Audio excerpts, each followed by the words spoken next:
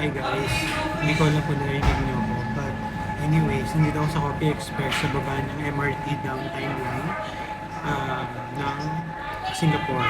So, nag-video lang ako para ipakita sa inyo yung tamang pagkain ng Kaya Toast. Kasi yung unang kain ko, parang akong tungaw. Hindi ko alam kung paano kakain ko. So, tinanin ko siya ng, hindi ko alam kung ito, hindi ko alam kung para saan itong itlog dati.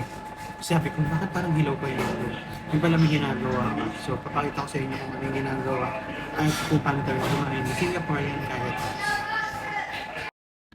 Ayan, voiceover muna tayo.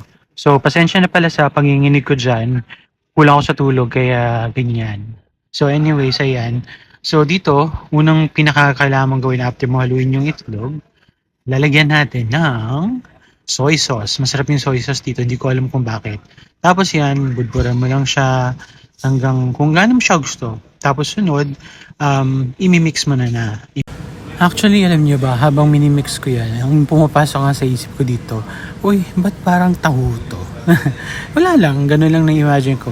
So yan, after nyo masatisfy sa nagawa ninyong sauce, after nyo siyang maihalo-halo, it's time to taste the Kaya Toast with the egg sauce.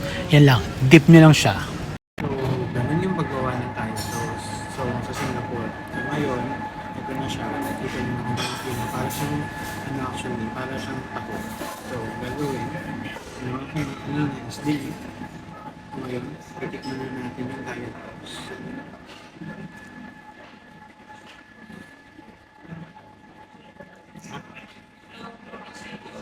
Sarap.